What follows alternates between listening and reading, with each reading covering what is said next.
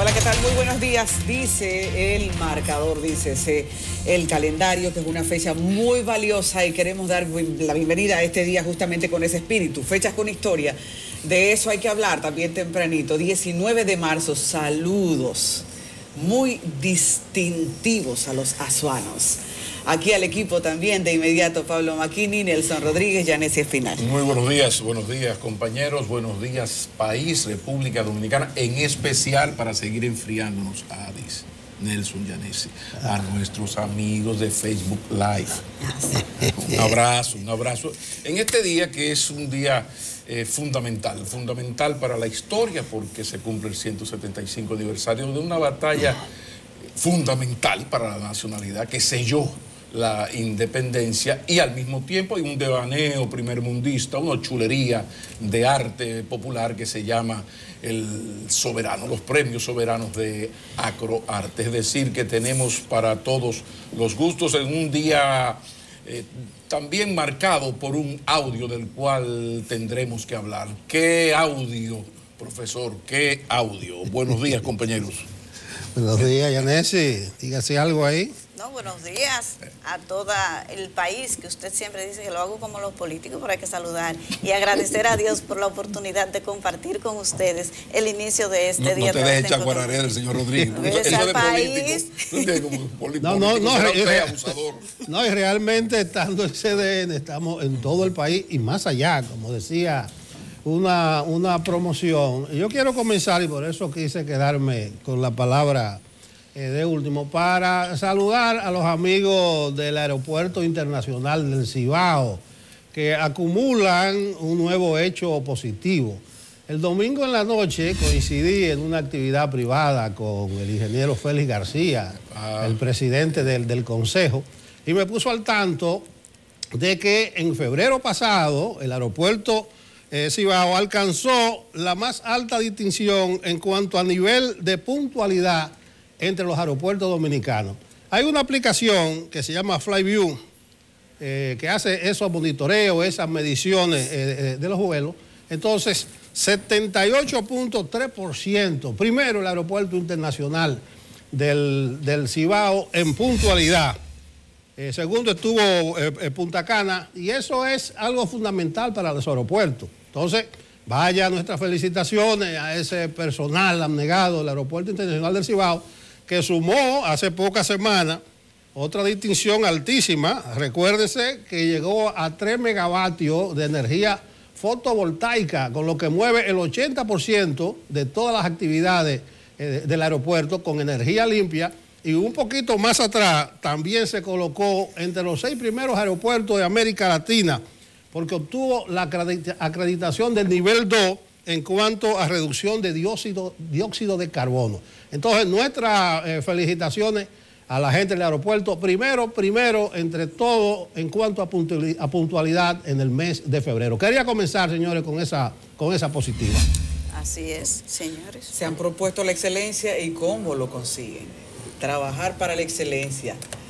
Eso hace falta en este país, señores. ¿Ustedes quieren arrancar empujando esto de este audio? Porque esto está caliente. Yo lo estaba dejando. Esto es una cosa que... Cuando habla del aeropuerto, yo siempre me pongo atención.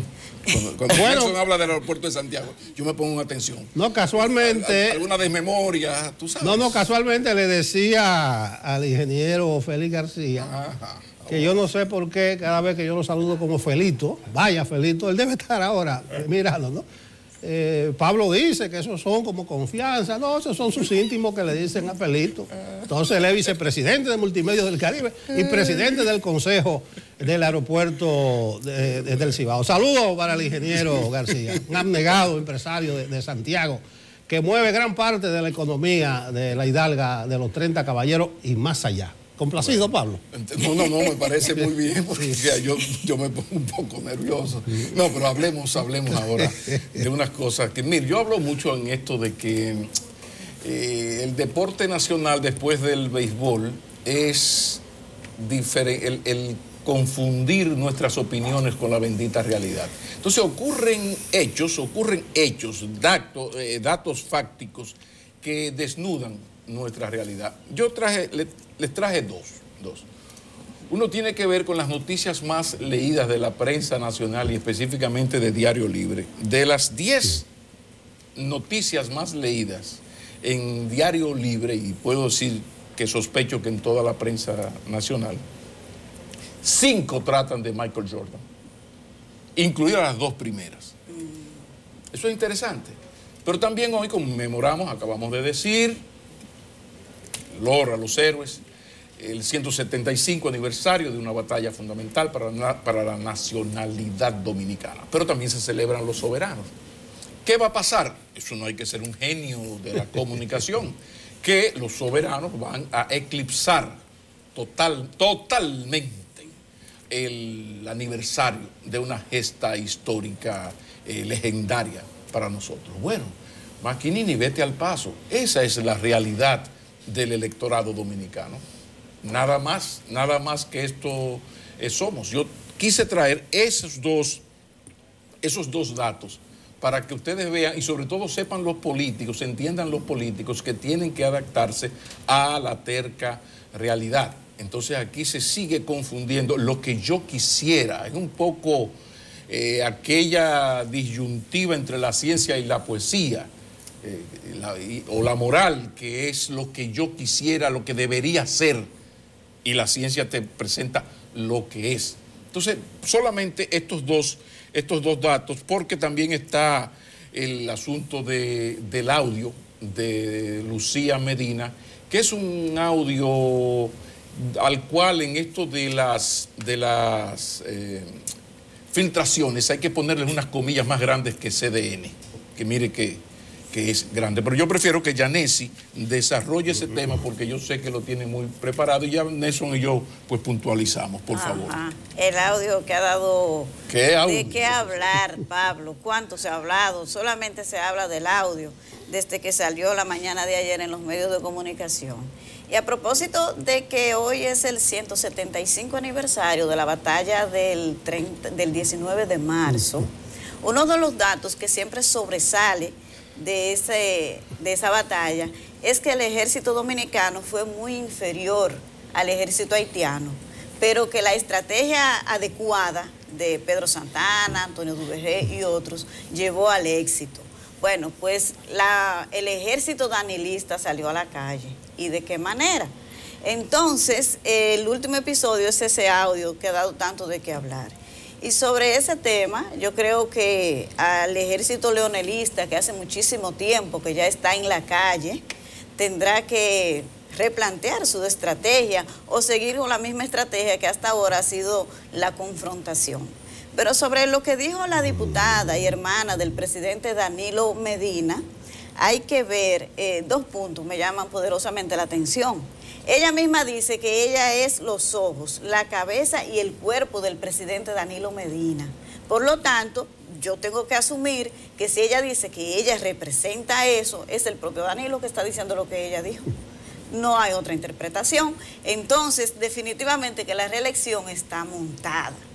Lo otro que me llama poderosamente la atención es el argumento. El argumento de la diputada de San Juan, que aspira a la senaduría y lleva una campaña bastante fuerte contra el senador Félix Bautista para quitarle la plaza, para desplazarlo más bien, es el argumento que ella dice. Ya habíamos comentado que el argumento, que lo que más le hace falta al proyecto reeleccionista, más que los votos en el Congreso, toda la división del PLD, es un argumento válido. ¿Cómo usted venderle eso a la ciudadanía para que se lo compre otra vez? Y ella dice que es para que se reelijan todos, que los funcionarios, los empleados, independientemente del nivel, que la reelección del presidente Medina significa la reelección de todos. De verdad, diputada, que ese argumento, junto con el que ha dicho recientemente el senador de Elías Piña, que encabezó un acto reeleccionista el pasado domingo en esa provincia, de que es que el país se afectaría si el presidente Medina sale de la presidencia, no son muy convincentes. La verdad es que necesitan, para usted tocar el texto constitucional, para modificarlo, para cambiarlo, como pasó, por ejemplo, en el 2015, que el argumento tuvo un respaldo. ¿Por qué? Porque se había hecho una consulta y el pueblo dominicano en esa consulta había dicho que su modelo favorito para el ejercicio presidencial es 2 consecutivos y nada más. ¿Y ahora? Ahora, ¿cómo usted le sale 4, 3 años después a la ciudadanía a decirle exactamente lo contrario? Con el argumento de que todos ustedes tienen que reelegirse, que tienen que seguir en los puestos públicos. Ajá, el 74% de la población, dicen los números ahora, que no está de acuerdo con eso. O sea, definitivamente yo creo que le hace falta, hay otras teorías, pero recuerden que una constitución es un contrato social. Esa fue la decisión consensuada. Es cierto, la modificación constitucional que se hizo en el 2015 aquí fue consensuada. Pero ahora no existe ese consenso. La población no quiere eso. Entonces yo tengo que aceptarlo como bueno y válido para que todos ustedes sigan en sus cargos. Con ese argumento nos van a convencer. Es bastante cuestionable. Y el audio tiene tantas cosas que uno puede interpretar, que se pueden decir. Los precandidatos, ¿dónde quedan ahora? Los más afectados, porque todos son del ala danilista, del PLD. ¿Dónde queda la palabra aquella de que con esto vamos a impulsar la renovación? Pero también hay quienes piensan que esta situación de presión es para llegar finalmente a un acuerdo en el PLD. ¿Cuál de todas las teorías es la válida? El tiempo lo dirá y ya no falta mucho, porque marzo avanza. Yo creo que he dicho varias veces que así como Leonel Fernández habla durísimo de que ahora sí es verdad que no hay marcha atrás, así el danilismo pone a Lucía Medina a ser vocero ex oficio del presidente. Todos son ejercicios de bíceps, como cuando tú eras muchacho que iba a pelear, que tú hacías así, sacaba pecho para que el otro supiera que tú estabas... Aquí hay 2 grupos que se están tirando a matar. Y estas palabras de Lucía Medina, que evidentemente no son sus palabras, porque hay un interés en enviar X señal, sobre todo esta de que yo soy el cuerpo, el alma, esa no es la Lucía que uno conoce. O sea, es muy difícil que una persona, por más hermana que sea de un jefe del Estado, se exprese de esa manera si no tiene un visto bueno, muy bueno. Ahora, el asunto en esto está en que yo decía que los PLDistas enfrentados, leonelistas y danilistas, deben tener cuidado porque en sus pleitos nos van a convencer de sus argumentos, nos van a convencer y ellos tienen tarde o temprano que vendernos el camello. Entonces, si usted le cree a los danilistas lo que dicen de los leonelistas y también viceversa, el asunto va de mal en peor. Yo sigo pensando y quiero pensar que esto es eso, mostrar fortaleza para una inevitable dije, negociación Danilo-Leonel Fernández. Porque sin esa negociación, el PLD o sale del poder o va a ganar de una manera que la Magdalena lo guíe y la Virgencita de la Altagracia lo proteja. Yo sé, por supuesto que sí, es una de las lecturas de estas palabras, es una evidencia de la descomposición de cómo se hace la política. Deprime y da ganas de llorar el escuchar cómo habla una legisladora del Partido de la Liberación Dominicana, sobre todo los mayores, que escuchamos aquel PLD de los principios, de la ética, de por qué servir al partido para servir al pueblo. 30 y tantos años después, tú llegas a estas posiciones públicas para que la escuche todo el mundo. O sea, aquí en ningún momento se habla del país, la patria, no. Hay unos 4 empresarios amigos de Lucía que le han dicho que están ganando el 1000 por 1000. Y claro, entonces como yo estoy ganando 1000 por 1000, oigan la calidad del argumento. Como yo estoy ganando los 1000 por 1000, hay que reelegirse. El presidente tiene que reelegirse. Entonces, esto es sumamente preocupante porque esto va marcando la pauta del ejercicio político en la República Dominicana. Por eso no fue casual que yo comenzara como comencé, presentando las características del electorado dominicano. El pueblo quiere lucha, que luche ya veneno. ¿Y cuál es el límite de la medida? O sea, ¿dónde nos vamos a detener como país? O sea, el deterioro de la política es posible deteriorar más el ejercicio de la política en términos éticos, de mínimos respetos a la ciudadanía? ¿Es posible? Entonces, si usted agarra la política como se está haciendo la política y como se hará para el 20, si usted eso le suma lo que está pasando en la justicia, en el Consejo Nacional de la Magistratura, lo que ha pasado con la señora magistrada Germán, yo termino como termino casi siempre estos comentarios, enviándole un saludo al gobernador del Banco Central, Héctor Valdés Albizu, a Isidoro Santana, ministro de Economía, Enrique Ramírez en aduanas, Magín Díaz en impuestos internos. ¿Por qué? Bueno, porque este país marcha por lo bien que marcha su economía. Y si usted lo duda, vamos a compararnos con el ambiente, con el resto de Centroamérica y el Caribe. Lo que está salvando este país es eso, una mano de obra. El proletariado es haitiano, ilegal y sin derechos, es el proletariado nacional.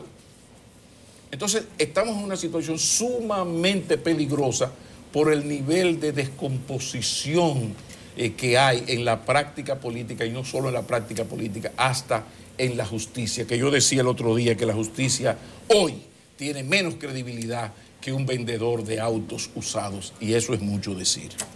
Bueno, yo no me preparé para el tema porque lo vi tan chabacano que lo que hizo fue que me entristeció por los niveles a los que se llega en la política dominicana. Entonces, ¿qué puede uno decir? Yo no creo que sea parte de una estrategia, porque todo lo que se escuchó ahí de la diputada Medina va en perjuicio del propio Danilo, de la persona de Danilo y de ese proyecto reeleccionista. Incluso va en contra del mismo partido, porque hay una parte deplorable que ella dice que si gana otro compañero de su partido que no sea Danilo, todos van para la calle, lo van a votar a todos los empleados. Yo quisiera saber dónde está Ventura Camejo, el ministro de Administración Pública, y todos sus discursos, seminarios, eventos internacionales para institucionalizar y para defender, hay leyes al servidor público, porque ahora resulta que según la diputada todo depende de que gane Danilo. Un discurso, les reitero, lo que me da pena, porque se combina con lo que está pasando en los últimos días. Yanesi mencionó el acto de Elías Piña, pero hubo otro el domingo en La Vega, donde lo menos que se dijo de Danilo, que es un prócer, una figura procera, la compararon con egregios personajes de la historia dominicana. Miren por dónde va el asunto. Entonces la pena me viene porque esa película la he visto yo en otras salas de cine y en otros espectáculos. Cómo se instala el interés particular sobre el interés general y se pisotea todo. Ahí no hay un discurso de nación ni de desarrollo de la nación. Pero bien, veremos las consecuencias. La filtración, no sé por qué lado vino, se masificó demasiado rápido, y cuando eso sucede, uno piensa que hay un entramado detrás. Pero si la filtración vino del propio litoral danilista, yo creo que midieron mal las consecuencias, porque eso le sabe mal a este pueblo, al pueblo dominicano.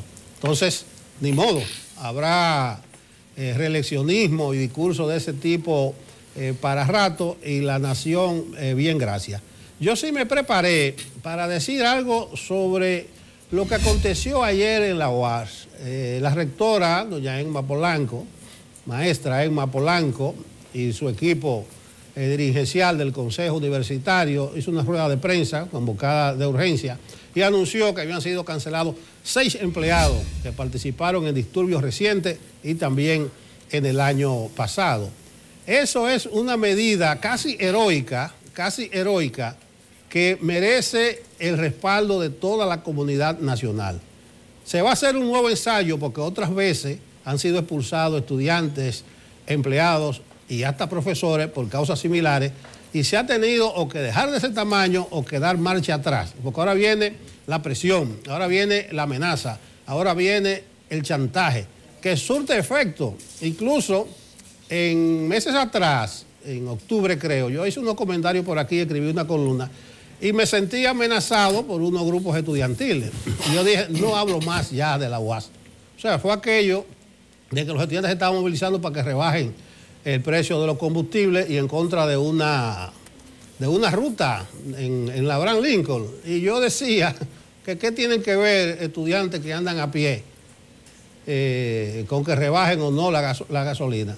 Pero ahora me decidí de nuevo a hablar porque sé que no se puede dejar sola a la rectora de la UAS porque viene una avalancha. Seguro que sí. Ellos denunciaron un grupo que llaman los topos, esos macarados que surgen de repente en la UAS, y advirtió dos cosas. Primero, que apoderó una comisión de la consultoría jurídica para que proceda judicialmente. Yo creo que debe medir ese paso la señora rectora, porque realmente ella separó a esos empleados de la academia.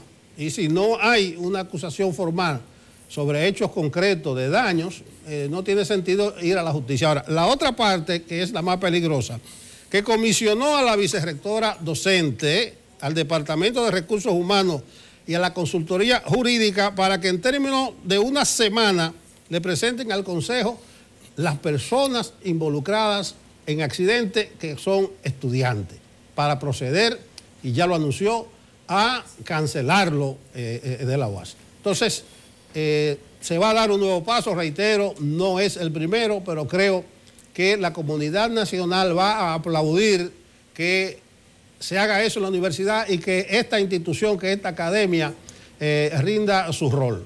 Yo sugiero que, adoptada la medida, se declaren estorbo académico a cada una de esas personas y no se les permita el ingreso a la institución. Esa será una manera de que ellos no vuelvan desde dentro, como ha sucedido con anterioridad, volver a crear problemas, entorpecer la docencia y te crean un caos que rinden a cualquiera, que lo vencen a cualquiera, porque ese caos es sobre la base de la intimidación, de la amenaza y de la vía de hecho, porque son grupos violentos. Entonces, vaya pues desde aquí nuestro apoyo a la maestra Egma Polanco. Ella prometió institucionalizar, transparentar la Academia del Estado y creo que ha dado un primer paso que lo dieron otros rectores, pero que tuvieron que devolverse. Adelante pues a las autoridades del Consejo Universitario, que creo que la comunidad nacional va a aplaudir y la va a apoyar. Nelson, a propósito de eso, lo de la violencia en la UAS es una estructura perfectamente organizada y que ha pasado la prueba del tiempo. Cuando usted tiene estructuras que rebasan el tiempo, se van perfeccionando. ¿Quiénes son los topos? En el 2011, estando en la rectoría, el difunto Mateo Aquino Febrillet sacaron a un grupo, de hecho, que también eran pertenecientes de los topos. Y lo peor es que los topos no son revoltosos en calidad de estudiantes. Los topos son empleados, señores, asalariados de la UAS, que se dedican a que su cerebro, en vez de dar un rendimiento para el progreso de la academia, esté presto al vandalismo. Entonces, recuerden que nosotros tenemos ahí no solo el perfil que se segrega también y se expande a las demás instancias de la UAS, y cuando me refiero a instancias me refiero a las demás sucursales de UAS, para llamarlas así, ¿verdad? Las sucursales de la UAS imitan lo que en el recinto sede ocurre porque se supone, se habla el idioma que de alguna manera va expandiéndose a través de los grupos estudiantiles. Y los grupos estudiantiles, que han venido a ser también comandos de campaña de partidos políticos, han hecho ese trabajo que se ha prestado para institucionalizar en el tiempo lo que se supone debió desaparecer. Aquí a diario, cuando uno denuncia situaciones irregulares, se reclama régimen de consecuencias. Y por eso es tan importante este mensaje, porque habla de un régimen de consecuencias para que al fin se den mensajes que paren de golpe esto que ha conseguido un monstruo vivo ahí de manera permanente y que ha sido una camisa de fuerza para todos los rectores de la UAS. Hombres que han llegado ahí con todo el interés, y bueno, en este caso también una mujer con todo el interés de dar un siguiente paso de progreso en una academia que es la que genera que cantidad de estudiantes pobres puedan estudiar, y de repente, fíjense ustedes, ¿quién se convierte en el estorbo principal? Un grupo de gente que de hecho no llegan a 20, los topos no llegan a 20, pero son temibles. Y temibles a tal punto de unos niveles de influencia que consiguen que cuando se cancelan gentes como esta, después haya manifestaciones de protesta en apoyo. Y usted dice, ¿quiénes apoyan a los topos? Busquen las estructuras. No, los topos son más de 20. Los topos son una estructura nacional. sígale. Me refiero aquí a la academia. No, sí, yo sé, aquí. Los líos por la rebaja de los combustibles.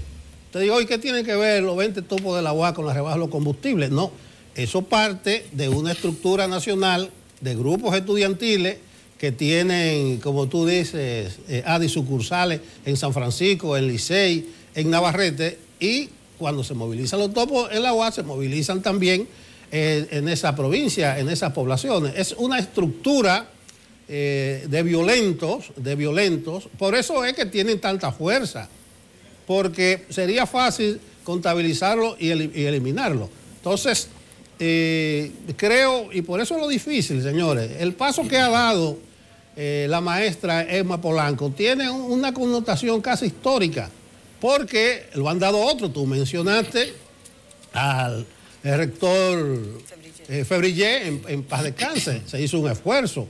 El mismo Roberto Santana, cuando fue rector de la UAS, con todo y provenir de las filas estudiantiles y ser uno de los más destacados dirigentes estudiantiles, se inventó incluso una valla, que la criticaron mucho, una cerca, cercar la UAS para aislarla, no de la sociedad, que fue lo que se le criticó, sino de todos esos individuos violentos, universitarios y extrauniversitarios, que no estudian, que no hacen nada y lo que se dedican es a perjudicar a los estudiantes. Esa academia, señores, tiene contabilizado para este semestre 199.000 estudiantes, que con unos cursos que formula pasan de 200.000.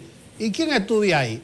Los hijos del pueblo, los hijos de los pobres. Y cada vez que hay paro, que hay movilizaciones, que es el mismo esquema que criticamos para las escuelas y para los hospitales, se perjudica a la población, se perjudica a los pobres, se perjudica a los sectores más vulnerables. Gente que viene a estudiar con un esfuerzo sobrehumano de sus padres y pierden el tiempo. Una carrera de 5 años le lleva 8, le lleva 9, le lleva 10 años. Entonces, es vital apoyar este esfuerzo. La UAS, que es la expresión de cómo tanta gente se quedó en los años 70. Pero además, cómo puede una institución como parte del país pasar de la falta de libertad a la anarquía y al libertinaje. Uno, claro que saluda la decisión de la rectora, pero no le vamos a dar 48 horas, como dice mi amigo Luisín Mejía, sino 48 días a esa decisión. ¿Por qué? Porque el drama de la UAS es terrible, es todo un gran sistema donde el rector es rector pero no rige, porque hay unos sistemas de corrupción, de anarquía, terribles. Es como en la actualidad los partidos van a elecciones, ganan las elecciones, pero en verdad no gobiernan. Gobiernan las grandes corporaciones y las embajadas y los organismos internacionales. Y lo estamos viendo parcialmente en Venezuela y lo vamos a ver en Nicaragua. Entonces, en la UAS hay un problema serio. Yo hace tiempo que he propuesto que la UAS lo que hay que hacer es cerrarla, liquidar a todo el mundo y entonces dedicarse a contratar por concurso el personal que se necesita. Se perdería un semestre, lamentablemente, pero sería un antes y un después. ¿Eso es posible? Bueno, es posible porque las cosas para ser posibles ya no tienen que ser probables. Imposible no es nada.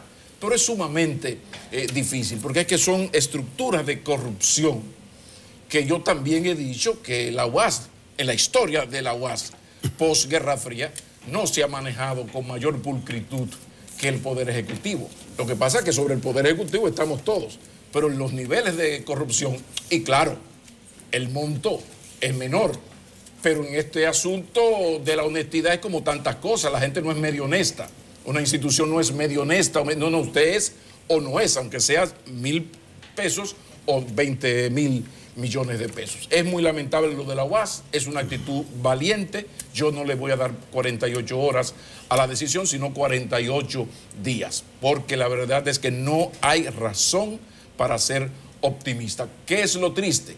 Que mientras ocurren estas cosas en la UAS, se desprestigia la academia y todo el clase media baja hacia arriba hace el lío que sea para que sus carajitos, sus muchachos adolescentes, cuando se gradúen de bachilleres, estudien en una universidad privada.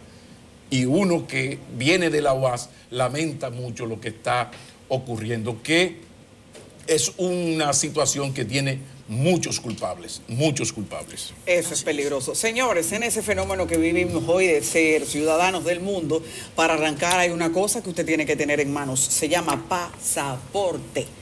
Hablaremos del pasaporte. Y tú no hablas de Santiago con ella. O sea, tú hablas de pasaporte. Vamos a hablar de Santiago también, porque la directora de pasaporte es una de las buenas de Santiago. Así que, Aura Toribio, al regreso de esta pausa.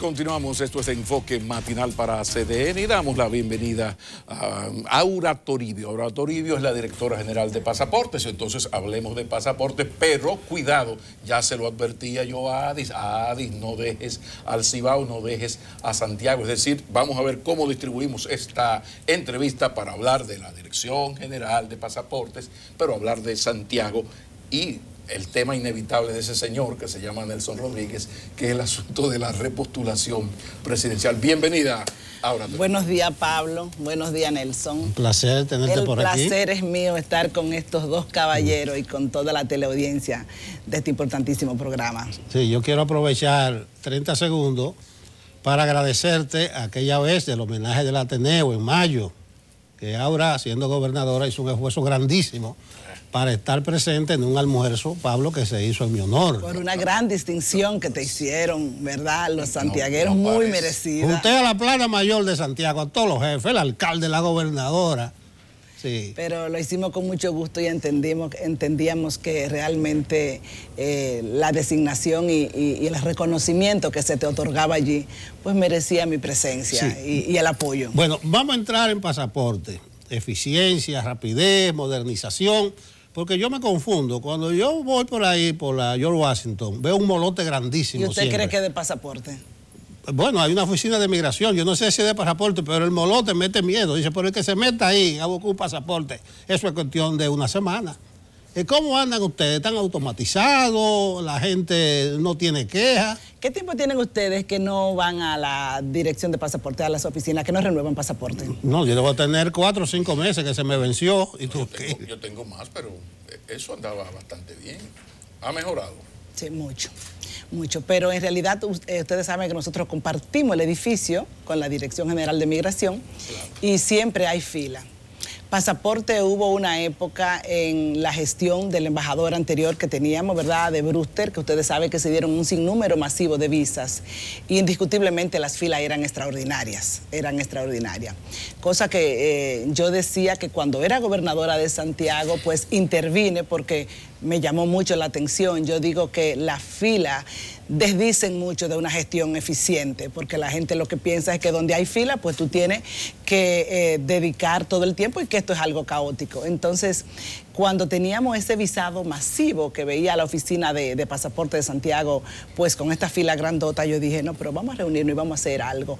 Y tenemos un problema de espacio. Buscamos un espacio adicional a modo de realmente, incrementamos el personal en Santiago, porque yo decía, es que las filas no es el método más eficiente de una gestión, todo lo contrario. Y entonces ya yo pienso que eso es cosa del pasado en pasaportes.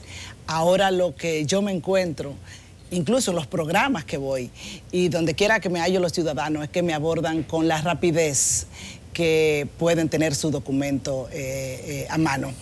Tanto así que hay funcionarios que pudieran tener pedir algún tipo de trato. Ellos dicen que ellos van normalmente porque no es necesario realmente ningún trato especial, porque las cosas están fluyendo allí. Tengo que decir que sí, que están fluyendo, y tal como decía Nelson, está la parte de que hemos implementado el pasaporte en líneas. El pasaporte en líneas te ahorra tiempo, te ahorra dinero. ¿Pero qué es eso? El pasaporte en línea es que ya los ciudadanos dominicanos, ¿verdad? Los dominicanos, sí, pueden renovar su pasaporte desde su casa, desde su oficina, con su celular, pueden accesar al sistema en línea y ahí pueden renovar su pasaporte, y solo tienen que pasar por la oficina más cercana a retirarlo, porque tienen, ¿verdad?, que poner las huellas, ya es física. Pero esta automatización del servicio está llevando una agilidad, porque también a consecuencia de esto, pues tenemos menos personas ya que están yendo a las oficinas, están más descongestionadas, y con el asunto del tránsito de aquí, de Santo Domingo, mire que Santiago ha validado, Santo Domingo, me confundieron las raíces, ¿verdad? Santo Domingo, porque el tránsito aún en Santiago se está congestionando mucho, pero nunca como aquí. Entonces ha agradecido mucho este servicio, pero también se le está dando un uso masivo, y esto lleva al descongestionamiento de todas las oficinas. Por eso esto fluye muy bien. Y se supone que entonces esto va a ir, en la medida que pasa el tiempo, más dominicanos aprenden que se puede hacer por esa vía. Pasa lo mismo con impuestos internos, con el marbete. ¿Y el sistema VIP sigue dando resultados? ¿No lo han aumentado? ¿Cómo está eso? No, el sistema VIP sigue igual, porque ustedes saben que el sistema VIP es un mecanismo realmente de excepción.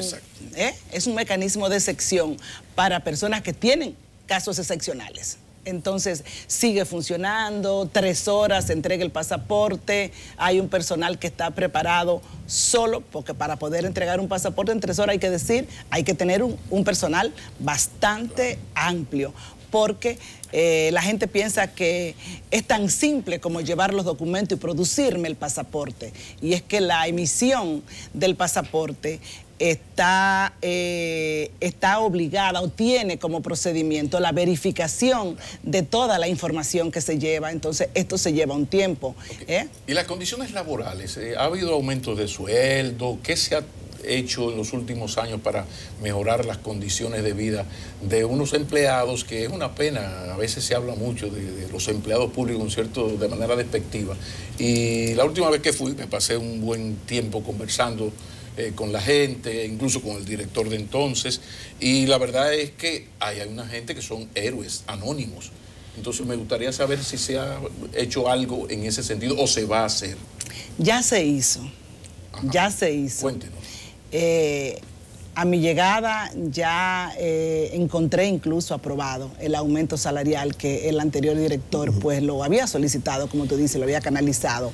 Y entonces hubo un aumento significativo, y aparte de eso nosotros tenemos incentivo por cumplimiento, bono 14, hay una serie de ingresos adicionales, ¿verdad?, como reconocimiento por el desempeño, y una serie de cosas que le llegan. Pero nosotros en Pasaporte no estamos realmente retrasados con el aumento. ¿A usted la he escuchado hablar y el personal está satisfecho? ¿Qué es lo más importante? Eso es muy importante. Yo siento que tenemos un clima de colaboración, de cooperación, y eso tú solo lo logras cuando tienes un personal satisfecho, que se siente que es parte, ¿verdad?, de la institución. Entonces, son estos reconocimientos, como tú vas valorando el personal y su desempeño, lo que puede hacer que el personal se sienta parte de la institución. Y nosotros realmente podemos decir que yo me siento satisfecha con la colaboración y la entrega que tiene la familia Pasaporte en su desempeño en el día a día. Yo le he escuchado decir que el pasaporte dominicano es muy seguro, que tiene, 147 medidas de seguridad, es decir, que es un pasaporte fiable, difícil de adulterar, de actividades fraudulentas. Entonces yo quisiera que usted me hable de esas medidas, y me asalta que si es tan seguro, ¿por qué ocurrió lo del machete el sicario colombiano? Que o era falso o lo sacó por vía normal. Entonces, de los dos lados hay problemas. Si lo sacó por la vía normal, hay que verificar los mecanismos. Hábleme de las medidas de seguridad, tantas, y me aclara lo del machete Las investigaciones, ¿en qué concluyeron las investigaciones en Pasaportes sobre ese documento de ese señor? No, es que nosotros al día siguiente de salir el hecho, nosotros dimos nuestra versión en las primeras horas de la mañana. O sea, esta persona, y ustedes vieron que la Junta Central Electoral admitió que hubo un fallo, despidió, sometió a la justicia aquellos empleados que se dieron a la tarea de falsificar el acta y falsificar, ¿verdad?, la cédula. Entonces, cuando tú vas a la dirección de Pasaporte y tú llevas unos documentos, ¿Pasaporte no verifica? Claro que sí. Y nosotros dijimos que cuando nosotros hicimos la verificación, la institución de origen que emitió los documentos no confirmó la validación. Porque en ese momento no se sabía. O sea, entonces el problema nunca estuvo en pasaporte. Si pasaporte tú llevas tu acta de nacimiento y tú llevas tu cédula, nosotros no otorgamos un pasaporte. Si eres naturalizado, no otorgamos un pasaporte sin antes, pues, confirmar con el organismo, ¿verdad?, de origen. Si eres naturalizado, Interior tiene que confirmarme que realmente esa certificación que tú tienes está ahí. Y eso pasó realmente con la Junta. Como la Junta no había detectado que esto era falso, que se obtuvo de manera fraudulenta, nos confirmó, porque a la Junta los confundieron en su buena fe, ¿verdad? Yo estoy segura que la persona que confirmó no fue parte de los que hicieron, ¿verdad?, esta bellaquería, esta atroz acción. Y entonces realmente yo creo que la población quedó claro que Pasaporte no tuvo nada que ver con este hecho, porque agotamos todos los procedimientos que conlleva la validación y la confirmación de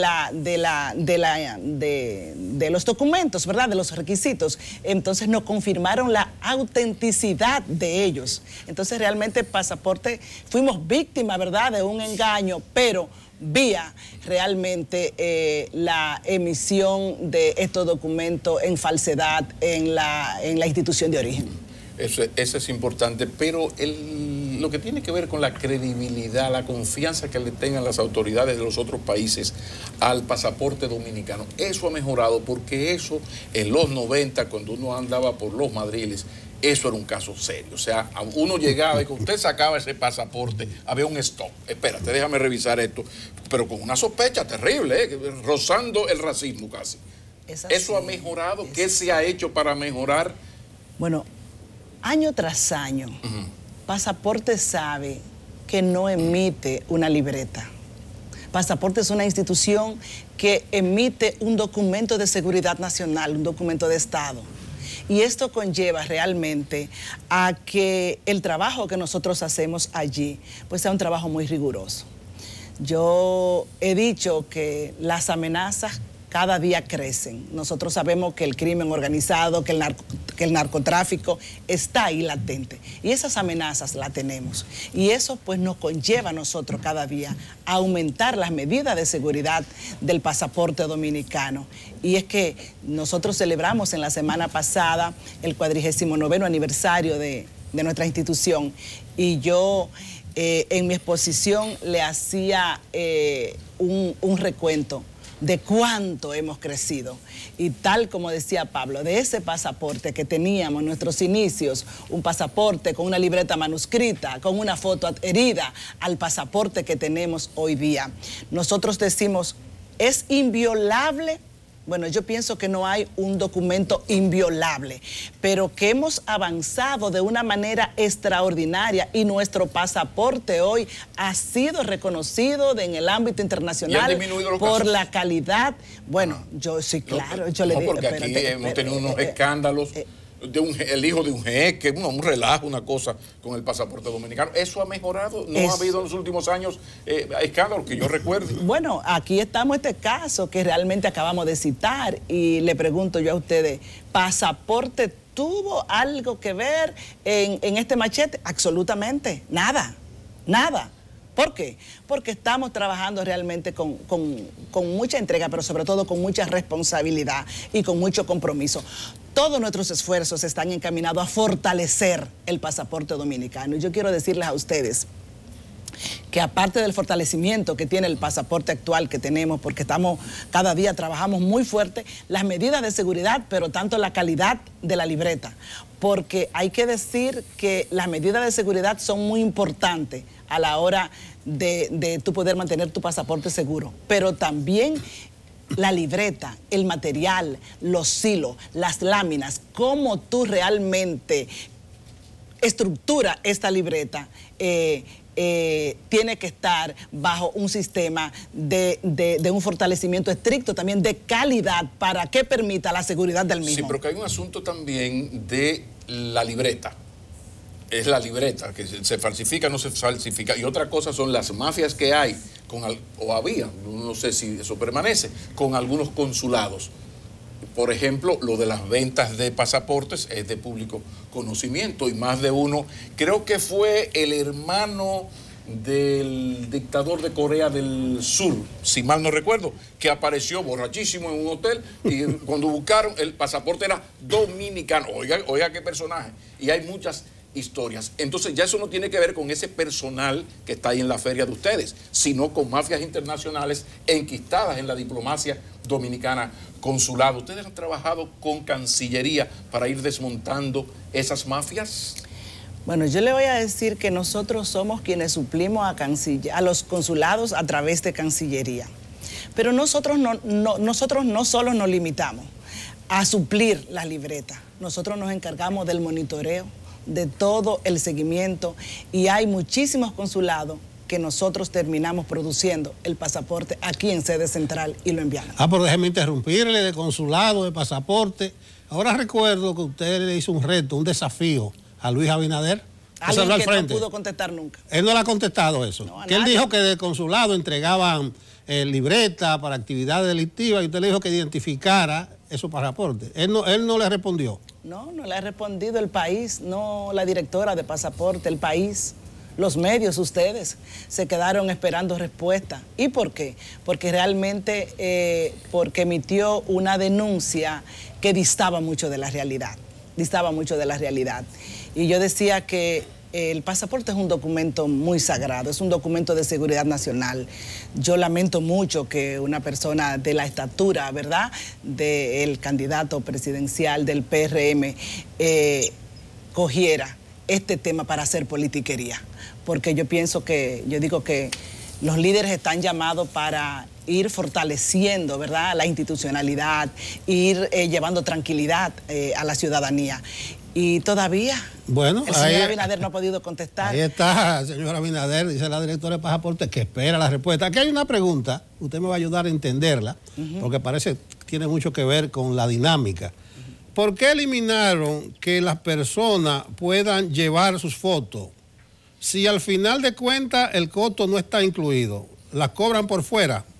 ¿Usted entiende qué es lo que quiere decir? No, yo no entiendo qué es lo que quiere decir, pero le puedo decir cómo trabajamos allá. Con el asunto de las fotos. No, porque las fotos se toman. Las fotos se toman allá. Parece que antes se tomaban fuera. Sí, esa persona debe tener por lo menos 5 o 6 años. Que no las fotos se toman allá y están incluidas. Y en la renovación en línea, usted se toma la foto, la escanea ahí mismo, igual que la cédula, igual que el acta de nacimiento, los documentos, ¿verdad?, que conlleve la renovación, y lo escanea. Es una medida más de seguridad, porque si se emite la foto y se pone completa en la página, es más difícil el famoso tristemente célebre machete. Solo vaya a retirar el pasaporte, pero ya realmente no tiene que llevar ningún documento adicional.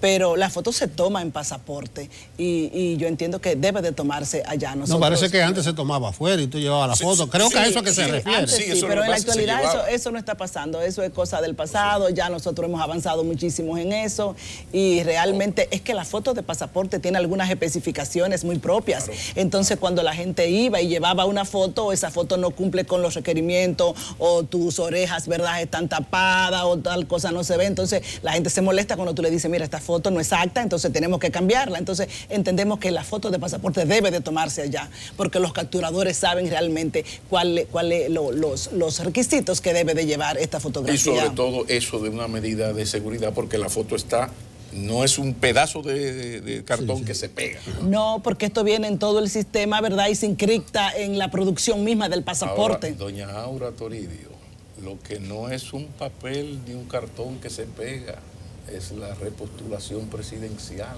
La modificación constitucional. Palabras ha habido. Usted es amigo de doña Lucía. De repente ha habido un destape verbal de Lucía Medina que pedimos su reflexión porque todo el mundo se ha quedado, como decía un legislador amigo de Nelson, estupefactado. No estupefacto. Explícame, ¿qué le ha parecido esas declaraciones? Con respecto a la reelección, sí, yo soy una de las personas que yo creo que más convencida está de que nosotros tendremos una repostulación del presidente Danilo Medina. Y yo he dicho que ese transitorio no es impedimento de parte alguna porque yo no creo. Estoy segura y yo creo que todo el que tiene un poco de sentido común sabe que eso es un adefesio jurídico. Es un adefesio jurídico, realmente nadie puede creer que un artículo que sea totalmente discriminatorio y que contemple solo un ciudadano. Yo oigo gente hablando y pronunciándose en contra de una modificación constitucional, algunos que no están de acuerdo con esto. Y yo he dicho, pero debían de pronunciarse en el mismo momento también que este adefesio se lo pusieron a la Constitución, porque esto fue un mamotreto muy mal hecho en términos jurídicos, y quien le está hablando no es abogada, no soy constitucionalista, pero yo pienso que no hay que serlo. Para tú saber que cuando tú transgredes el principio de igualdad, eso no es lo que contempla ni la esencia de la Carta Magna. Entonces realmente yo he dicho que ese transitorio no tiene validez alguna, lo defino como un adefesio jurídico, he dicho que es una aberración y he dicho que el presidente Medina no tiene tal impedimento para ello. Entonces finalmente, finalizando ya, doña Aura, hubo para que fuera posible. Pero yo le quiero terminar de contestar. No, por favor, sigue. Yo deseo, sí, creo en la reelección y quiero la reelección del presidente Danilo Medina, porque yo entiendo que este país tiene que seguir con esa sólida estabilidad macroeconómica que tenemos, con esa tasa de inflación que no, 1.1, con esos niveles de desempleo que nosotros llevamos, ya vamos alrededor de un 5%. Por la cantidad de personas que salen cada día de la pobreza y de la pobreza extrema, por esas personas que van realmente en la clase media empoderándose, por este trabajo que hace Danilo de cara a los más necesitados en el día a día, por todos esos padres que tienen esos hijos en esas estancias infantiles, que tienen desayuno, que tienen comida, que tienen merienda en la escuela, por esa seguridad vial que tenemos en las calles, por ese nuevo 1-1 que ya tiene el 70% de la población. Podemos inferir que la razón fundamental de la modificación constitucional para hacer posible la repostulación es porque usted considera que el presidente ha hecho un buen gobierno. Y como se ha hecho tan buen gobierno, hay que modificar de nuevo la Constitución para que él pueda ir. Y finalmente, finalizando final. No vamos a modificar la Constitución. Y aquellos 15... Vamos a quitar un adefesio jurídico que se le puso a la Constitución. Y aquellos 15... tiene que pasar por el Tribunal Constitucional. Sí. Pero y aquel acuerdo que hizo posible la modificación y la repostulación de los 15 puntos, donde se daban todas las seguridades, seguro ante Dios, de que esta es la última vez, que ahora sí, que hay condiciones especiales. ¿Dónde va a quedar ese acuerdo? Bueno, yo no te estoy hablando de lo que el presidente Danilo Medina dijo ni dirá. No, el comité político, el acuerdo de todos, no solo el presidente, hubo un acuerdo del comité político. El comité político está consciente realmente que Danilo Medina ha hecho un gobierno extraordinario y que la población quiere que Danilo Medina siga en el poder. Ese es el argumento central. Te lo dije, Pablo, bueno. Preguntas han traído respuestas. Sí, pero... El comité político está tan consciente como quien les habla, tan consciente como que les habla. Volveremos a vernos entonces, el tiempo dirá. Sí, estamos en marzo ya y abril está ahí también. Y queda poco tiempo y yo espero que ustedes me recuerden esta visita que yo hice aquí, ¿verdad? Sí, volverá. Encantado. Sí. Doña Aura Toribio, la ex gobernadora, muy querida gobernadora en Santiago de los Caballeros. Yo no sé si a ella le gustó el cambio, pero a mí me gustaba más en Santiago como gobernadora. Pero es la actual directora de Pasaportes. Muchísimas gracias, doña Aura. Buena suerte. Gracias a ustedes y gracias por invitarme. Un placer haber compartido en esta mañana con ustedes. Continúa Enfoque Matinal. Continúa. Buenos días, bienvenidos al semáforo del día. Toca dirigir el tránsito de las noticias. Información vital para este día, así que vamos a la luz roja. Pese a que tenemos ya el 4% para la educación, cada año se hace el ejercicio de ver en qué aspectos continúan las debilidades de este sistema. De un sistema en el que de repente en muchas comunidades apartadas salen sombras, salen luces también, y todo esto analizado tiene que dar el diagnóstico que necesitamos. Hoy un periódico nacional da un informe que de hecho replica datos oficiales. 40.000 niños y adolescentes han desertado en los últimos 2 años en el sistema escolar dominicano. Y usted se pone la mano en la cabeza porque eso equivale a varios niños por día. Es un verdadero escándalo. ¿Qué es desertar? Abandonar la escuela. ¿Por qué razones? Muchos niños dicen que tienen que hacerlo porque son hijos de madres solteras y tienen entonces que ayudar a sus madres a producir dinero suficiente como para solventar los gastos de la casa. Esto en un sistema en el que hay muchas ayudas sociales dispersas como el nuestro debería encontrar una respuesta oportuna y que ningún niño por ese argumento salga de las clases. Pero miren ustedes si estos números son serios. Tenemos el sistema dividido en 3 renglones. Están los muchachos que van a las escuelas públicas, las escuelas semiprivadas y también las privadas. Y los que van a colegios no escapan de esta realidad, aunque los números son más severos en la clase pública porque se trata de familias con más necesidades económicas. 31.314 en total son del sector público. 8.542 son del sector privado, mientras que 350 son del sector semioficial. Ante esto, el mayor número de quienes dejan de estudiar pertenece a los adolescentes. Y usted dice, ¿qué pasa por la cabeza de un adolescente a partir de que tiene que dejar de estudiar para que sus sueños de realizarse se vayan a un lado y tenga que trabajar? No todos lo hacen porque tienen que trabajar para ayudar a papá o a mamá. También se trata de una falta de seguimiento. El sistema en muchos casos no sale a buscar a ese estudiante que nunca más se presenta a las clases, aunque ahora hay mejoras según distritos educativos. Pero eso que significa todavía tener cifras tan altas es también una cuota de el asunto público. Miren ustedes, en la primaria dijimos que 19.627 abandonan las clases en secundaria. En la primaria, 15.317, o sea, los muchachos que van a básica, niños, puramente niños, y 5.242 pertenecen al nivel inicial. Hay que revisar el sistema. ¿Qué no está funcionando que se mantiene ese nivel de deserción? Es una cifra alarmante en un país en el que se supone ahora el presupuesto marca la diferencia y a partir de ahí nuevas estrategias. Esto es de ellos. Tenemos que generar mejores ciudadanos. Vamos a la luz amarilla. Y hablando de la luz amarilla, quiero leer el artículo 8 de la disposición o reglamento 252/89 que se refiere a las máquinas tragamonedas en República Dominicana. Miren ustedes lo que aquí se especifica. En República Dominicana, señores, en República Dominicana, la posesión de máquinas tragamonedas queda prohibida. Queda prohibido poseer, importar, instalar u operar máquinas tragamonedas fuera de un casino o en cualquier otro lugar en territorio dominicano. Y eso lo decimos a propósito de los operativos en que la Procuraduría presenta que hay 1.800 máquinas tragamonedas destruidas en los últimos 2 años. Y ahí usted dice, ¿y cómo esas máquinas tragamonedas llegaron a esos destinos? Se supone que la importación de máquinas tragamonedas es un asunto exclusivo de la Dirección de Casinos bajo aprobación. Y hay un dato todavía más importante para dar con cuál es el trasfondo de este negocio multimillonario que dispersa máquinas tragamonedas por todo el país independientemente de que eso está prohibido.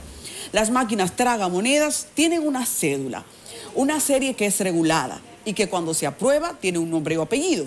Una máquina tragamonedas que se asignó a Adis Burgos. Cuando yo incauto, como en este caso ha hecho la Procuraduría, 800 máquinas tragamonedas, cada una de ellas está supuesta a decir quién la importó al país y que a partir de ahí haya un régimen de consecuencias. Entonces no es tan simple como incautarlas y también destruirlas.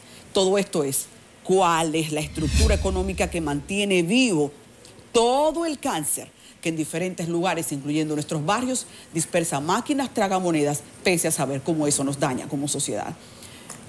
A esto, que son operativos, ¿qué continúa, procurador? La Dirección de Casinos tiene una gran cuota. Señores, sí, vamos a la luz verde.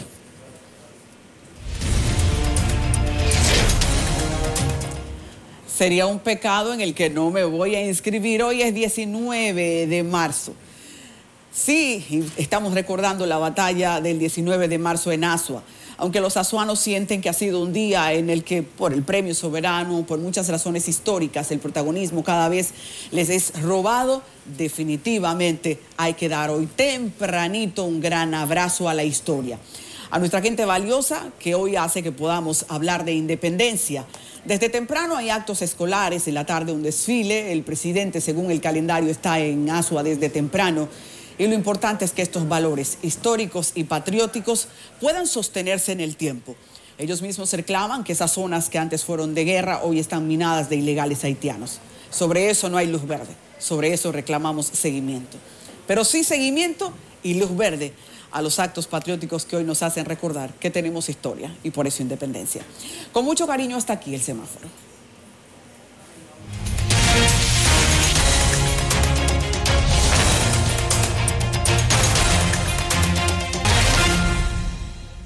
Gracias por continuar con nosotros y estamos más que complacidos de compartir con ustedes hoy una conversación súper interesante con un hombre de historia en la República Dominicana, Fidelio Despradel, diputado de Alianza País. Bienvenido a Enfoque Matinal. Gracias, gracias. Don Fidelio. Me alegro conocerte.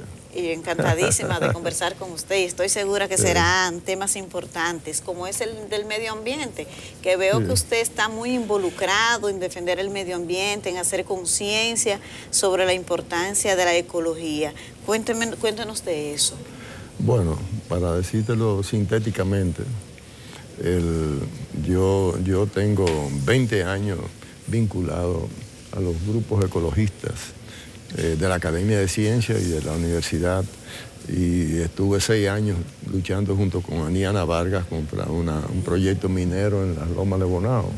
Eso me ha vinculado a ese tema, y yo desde el inicio de mi diputación planteé que uno de los temas centrales que yo iba a trabajar durante estos años era el problema relacionado con el medio ambiente y la megaminería. Entonces, hace unos días, un grupo de diputados y diputadas tomamos la iniciativa de convocar a los grupos ecologistas. Hicimos una asamblea en el Congreso con esos grupos ecologistas.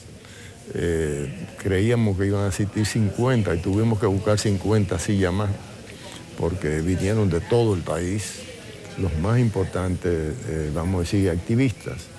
Y en esa reunión, después de una amplia discusión, se tomaron una serie de decisiones. En primer lugar, un manifiesto planteando, en primer lugar, que la República Dominicana está en una emergencia ambiental.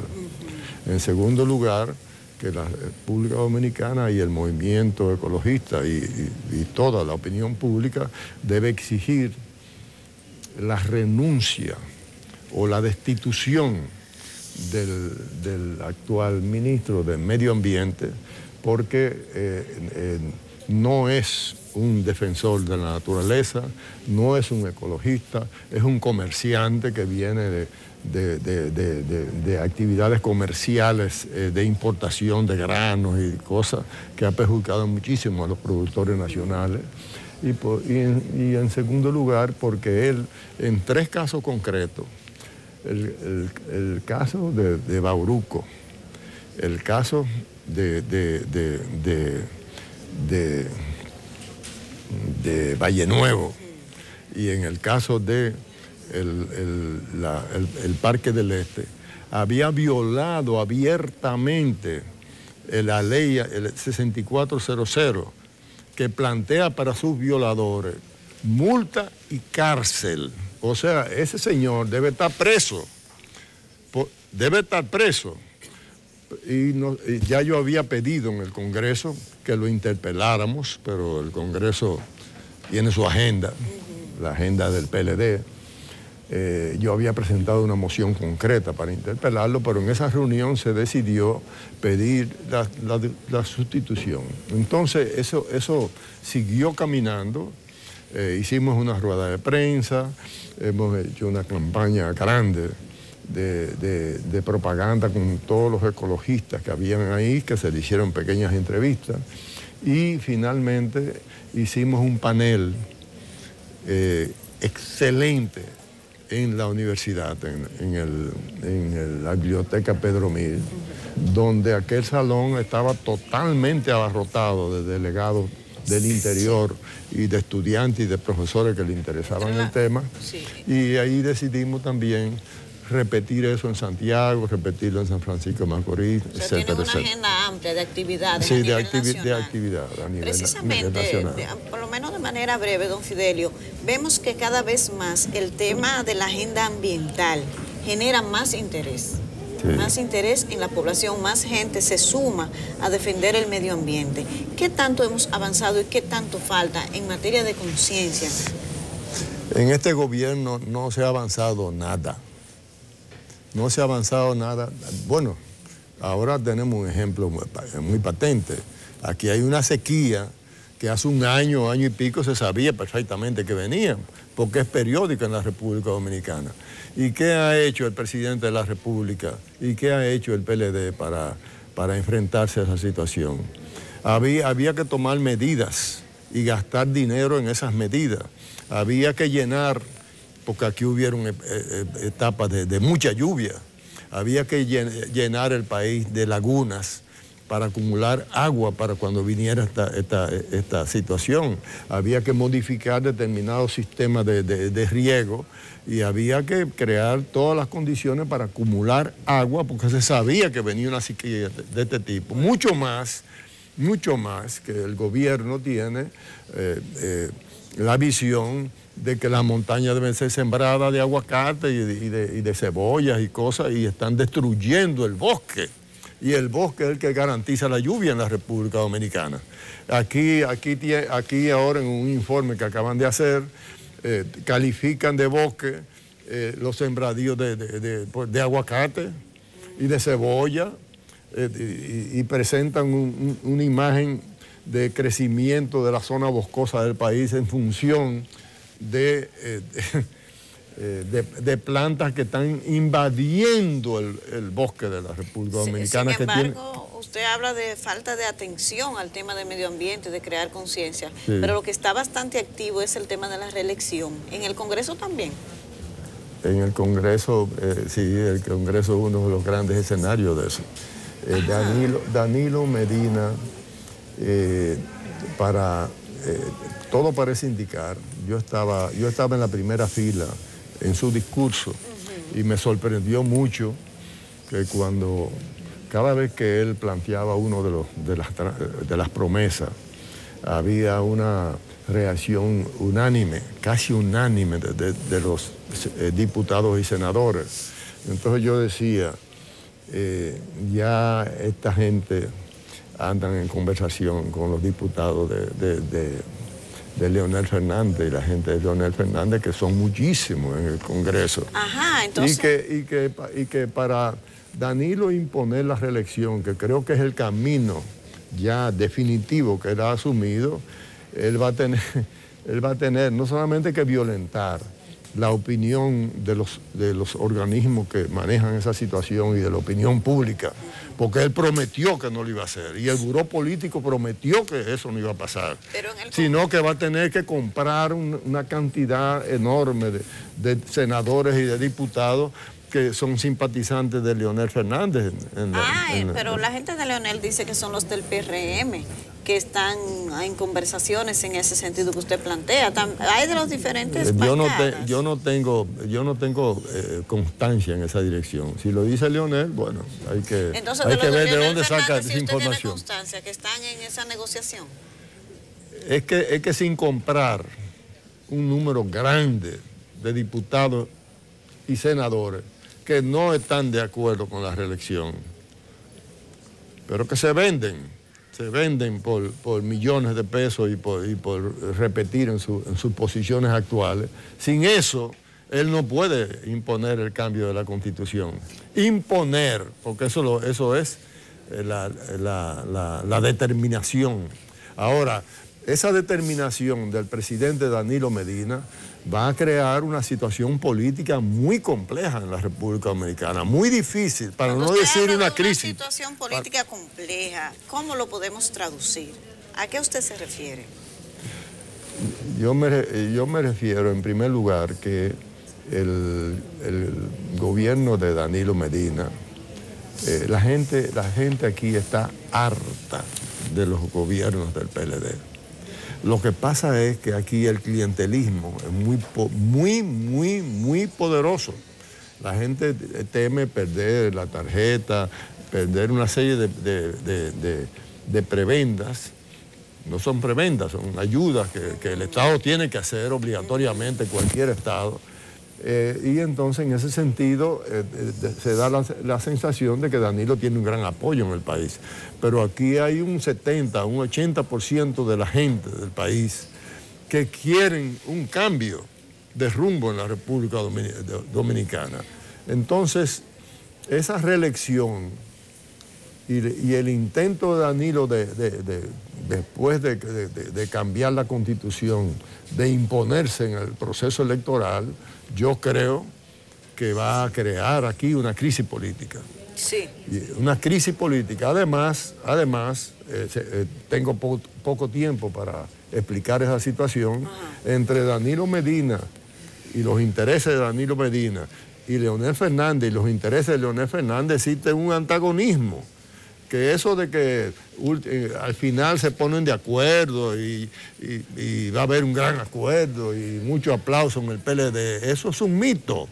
No es verdad, desde su punto de vista, en esta ocasión eso no va a ocurrir. Eso no va a ocurrir.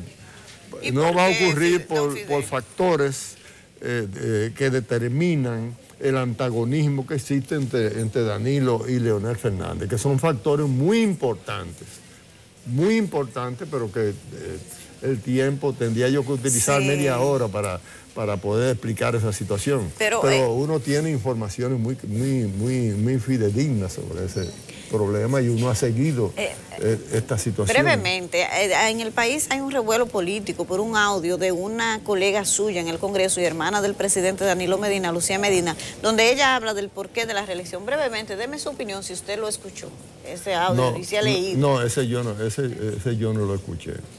Yo no lo escuché. Yo escuché a la directora de Pasaporte hablar de todas las bondades. Uno de los grandes mitos aquí es el problema de la estabilidad macroeconómica y el equilibrio de la moneda, que no se ha devaluado en una proporción catastrófica. Pero resulta que el país debe 47 mil millones de dólares. Y esa estabilidad macroeconómica se ha realizado en función de un endeudamiento de mis nietos y los nietos tuyos y los nietos de esta población, un endeudamiento que no aguanta más. Incluso nosotros nos estamos acercando a la situación de Puerto Rico, que le debía 70 mil millones de dólares a los Estados Unidos, al Tesoro de los Estados Unidos, y ahora miren en la situación que está Puerto Rico, en el borde del precipicio. Sí, un ejemplo. Entonces eso es un mito, la estabilidad macroeconómica del país y el hecho de la no devaluación violenta de la moneda dominicana es un mito porque está apoyado en un endeudamiento que el país no aguanta. Así es. Este país debía 2.000 o 3.000 millones de pesos cuando llegó el PLD al poder. Y ahora debemos 47.000 y los otros días aprobaron un préstamo de 300 millones de pesos por si acaso ocurren desastres en la República Dominicana. Interesante conversación con don Fidelio Despradel, diputado de Alianza País. Gracias por participar en Enfoque Matinal. Sí. Bueno, pues con ustedes continúen con nosotros. Gracias. Con nosotros el magistrado Hermógenes Acosta de los Santos, del Tribunal Constitucional Dominicano, quien conversará con nosotros brevemente sobre un evento que ha sido organizado alrededor de quien es llamado el jurista principal del siglo XX, Hans Kelsen. Buenos días, magistrado. Buenos días, muchas gracias por la oportunidad en mi nombre y en nombre del Tribunal Constitucional. ¿Quién es Hans Kelsen? Bueno, Hans Kelsen es, como usted ha dicho, el jurista más destacado del siglo XX. Hans Kelsen tiene una producción de obras jurídicas impresionante, pero mundialmente es conocido por ser el promotor de los tribunales constitucionales. Hans Kelsen, en las primeras décadas del siglo pasado, promovió la idea de la necesidad de un tribunal constitucional para garantizar la supremacía de la Constitución Y lo logró porque realmente en Europa y en América Latina los tribunales constitucionales hoy día son una realidad. Hanns Kelsen fue el primer presidente del Tribunal Constitucional de Austria, que fue el segundo tribunal constitucional del mundo, porque el primero fue el Tribunal Constitucional de Checoslovaquia. Bien, tengo entendido que ustedes tienen un evento sobre la obra El legado de Kelsen. ¿De qué se trata? Bien, el Tribunal Constitucional obtuvo la autorización de una universidad de Perú para publicar una segunda edición de una obra que recoge varios trabajos de Hanns Kelsen y al mismo tiempo recoge varios trabajos de autores de distintos países sobre la obra y el pensamiento de Hanns Kelsen. Esa obra va a ser publicada el día 25 a las 7 de la noche en el auditorio de la Suprema Corte de Justicia. Escúchame, ¿se trata de esa obra? Así es, esa es la obra. Entonces es un seminario. Bueno, primero el 25 es la puesta en circulación del libro. Y al día siguiente, de 8:30 a 5:30 de la tarde en el Dominican Fiesta, va a tener lugar un seminario sobre la obra y el pensamiento de Hanns Kelsen que tendrá 2 paneles, uno en la mañana y otro en la tarde, y comienza con una conferencia inaugural. El seminario es abierto al público, es gratuito, los interesados se pueden inscribir accediendo a la página del Tribunal Constitucional. Deben hacerlo con la mayor anticipación posible porque si bien es cierto que el seminario es gratuito, también por una cuestión de logística hay un cupo limitado. ¿Pero será abierto al público o estará destinado a profesionales del derecho? Sí, fundamentalmente a la comunidad jurídica, a los jueces, a los fiscales, a los abogados que ejercen privadamente la profesión y también hay un cupo limitado para los estudiantes de término. Bueno, entonces vamos a rebobinar. Primero, la presentación del libro. ¿Cuándo es y dónde? Es el día 25 de este mes en el auditorio de la Suprema Corte de Justicia a las 7 de la noche. Entonces, al día siguiente... Al día siguiente tendrá lugar el seminario a partir de las 8:30 de la mañana en el Dominican Fiesta. 26 sería. 26, sí. Dominican Fiesta, 8:30 de la mañana. Y usted ha dicho las condiciones para participar, sí. para inscribirse. Solo accediendo a la página del Tribunal Constitucional. Es gratuito. ¿Qué es esto de la teoría pura del derecho? Y bueno, eso tiene algo que ver, o sea, ustedes retoman a Kelsen, pero tiene algo que, bueno, el problema del derecho constitucional, eso nos toca a nosotros que tenemos un tribunal constitucional. Claro. Bien, fundamentalmente lo que se va a desarrollar en el seminario, en estos paneles, son las ideas sobre Hanns Kelsen, lo que tiene que ver con la jurisdicción constitucional. Porque como le decía al principio, Hanns Kelsen fue el promotor de los tribunales constitucionales en la primera década del siglo pasado. Se creó el Tribunal Constitucional primero de Checoslovaquia, 1920, enero, y en octubre de ese mismo año se creó el Tribunal Constitucional de Austria, que fue un tribunal presidido por él. En realidad, lo que destaca más a Kelsen, lo que lo hace más conocido en el mundo, es precisamente la creación de la jurisdicción constitucional. Bueno, muy bien, magistrado Hermógenes Acosta, ha sido un placer tenerle por aquí y esperamos que los 2 eventos del Tribunal Constitucional resulten exitosos. Muchas gracias por la oportunidad. Bueno, gracias a usted. Gracias. Bueno, nosotros continuamos ahora con Adis Burgo. Adelante, Adis.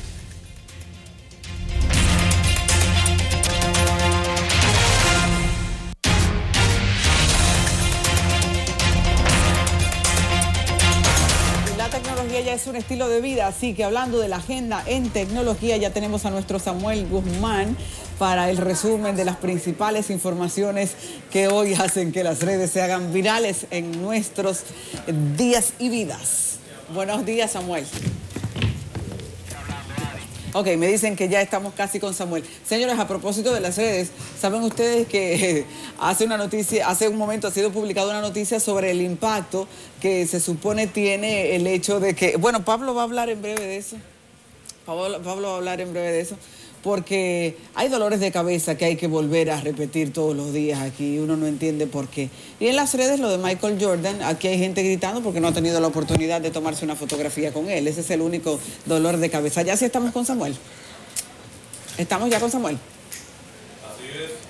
Buenos días Buenos días, Adi. Buenos días, amigos de Enfoque Matinal. Ya aquí estamos, como siempre, con esos temas que son tendencia en las redes sociales. Hoy tenemos que hablar, hay que comenzar hablando, pues, de lo que pasó el pasado 8 de marzo, hace ya un año, y felicitar a la Policía Nacional por la gestión que hizo. El niño malo, ¿recuerdan un video de un señor que disparaba? Se grabó disparando en un vehículo varias veces, pues fue apresado, se hizo viral, y hay que hacer un énfasis en el uso de las redes sociales que siempre hacemos, el tema de la importancia que se debe hacer. Todavía no ha aparecido el ciudadano, el chofer que derribó de un batazo al ciudadano haitiano en Santiago hace unas cuantas semanas ya, hace un mes más o menos. Y hay que ver, porque las malas lenguas andan comentando en las redes sociales que ese señor duerme en su casa todos los días. Atención, la Policía Nacional, todos los días duerme en su casa, pero nadie lo ha podido detener. Un punto que sí es bueno, fue protagonizado positivamente por la misma Policía Nacional, pero en este caso en Espaillat, señores, apresaron a un joven para que le pidiera matrimonio a su prometida, a su novia en Santiago. Vamos a ver si tenemos por ahí el video. Él estaba en la calle en medio de una celebración y finalmente lo llevaron a una patrulla policial y allí lo introdujeron hasta que finalmente, después que parecía que se iba detenido, pues no se pudo. Y cuando iba a caer preso, la policía salió y se destapó todo que era una confabulación para que le pidiera matrimonio a su novia. Parece que los videos no los vamos a tener por aquí, así que vamos a cerrar hoy con estos temas tendencia en las redes sociales. Regresamos con ustedes. Gracias, Samuel. Bueno, esa última está de infarto. No, con los videos pasó como con la Junta, un trastrueque de videos. ¿Te acuerdan que el trastrueque del listado? La mejor manera de uno justificarse con eso es que eso ocurre en las mejores familias de Galway. Solamente en la televisión en vivo pasan esas cosas. Así la que familia. Samuel Era el trastrueque del orden de los videos. Para adelante con los faroles. La familia dominicana hoy está pendiente de los premios soberanos y también de la programación de CDN que continúa de inmediato. Buenos días.